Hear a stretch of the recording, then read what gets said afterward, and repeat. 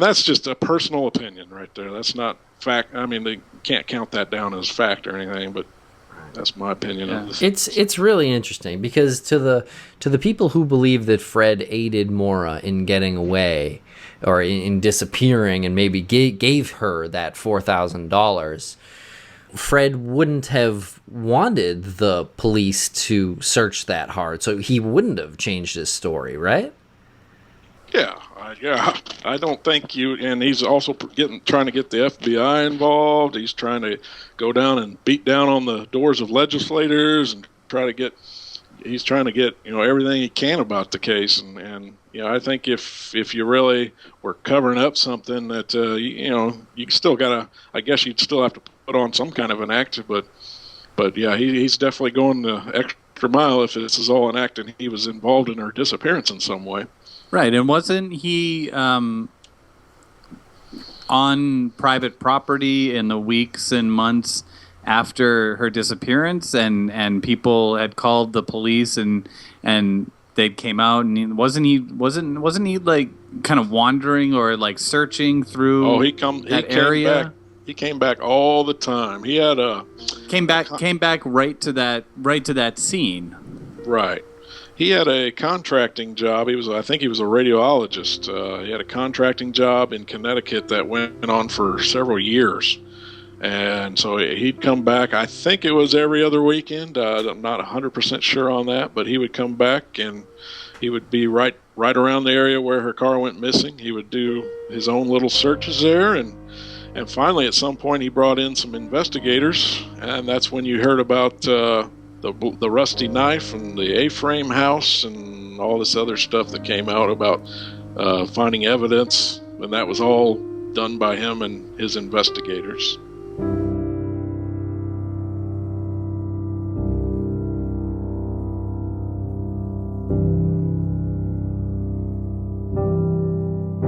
So thank you very much to Clint Harding for that interview. That was pretty interesting stuff, huh, Lance? Yeah, seriously. He provided a lot of information that comes from the early part of this investigation, which is what we're looking for. He's talking about, in detail, he's talking about the phone calls that Maura got the night that she was escorted back to her dorm by Karen Mayotte. I thought that was really interesting. I thought it was really interesting that he took the trip up there, and what he has in his head, this like picture of her supervisor guiding her back, like holding her and guiding her back to her dorm, which is that's the picture that we've all kind of got in our heads about this, is that she walks her back and guides her to her room and tucks her in and everything. Yeah. And it's literally like next door. It's like a couple of steps. So yeah, he really put things into perspective there for me with the visual. Yeah, and as far as some of the speculation we were doing, trying to get into some of the details of the Patrice Vassy accident and everything, we're just trying to explore all avenues with this, all possibilities. I mean, we don't know what happened. We're not trying to push any theories. We're just trying to explore all likely scenarios. Right, and we wouldn't be exploring this scenario if the Patrice Vassy accident happened the night before. Right. It happened in a time frame that is pretty ideal for what went down with Maura that night. If you believe that Maura struck Patrice Vassy, then you likely should believe that Billy Rausch knows that. Exactly, based on Maura's reaction after, based on the fact that she had her cell phone with her, and based on the fact that that call was actually made, and the fact that Patrice was hit during that time. So if you do believe that, yeah, absolutely. No matter what your theory is, this interview just shook it all up. It completely shook it all up for me, because I'm listening to this guy Clint, and he's like, I'm listening to a real guy with, the accent, and he doesn't sound like he's got any ulterior motive there, right? I don't think so. No agenda. He went into this because it's in him to find truth in things. Yeah, he's a real truth seeker.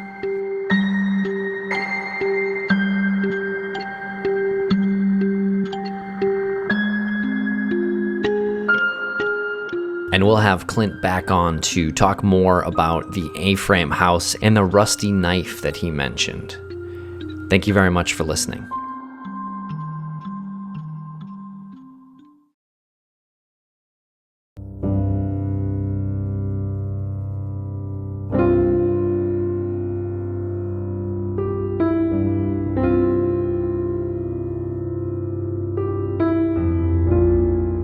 Maura Murray was born on May 4th, 1982 in Hanson, Massachusetts.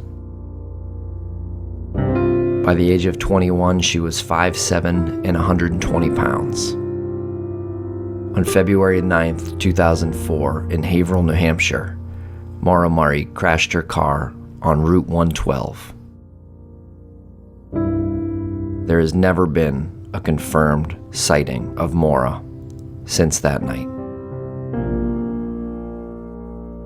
If you have any information on the whereabouts of Maura Murray, please contact the New Hampshire State Police. This is the Missing Maura Murray podcast. Welcome back to the Missing Maura Murray podcast.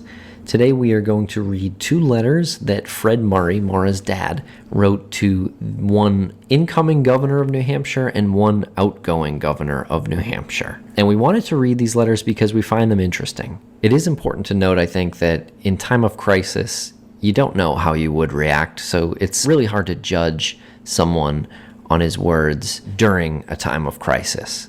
Lance is going to pick up the reading of the letter, but you can also go to YouTube and read the letter along with this video. The link is in the show notes, but also you can just go to youtube.com/Missing Maura Murray. Also, if you have anything to say to us or add to this case, we would love to interact with you. Please email us at missingmauramurray@gmail.com, and please follow our Twitter account at MauraMurrayDoc, DOC. Thank you very much.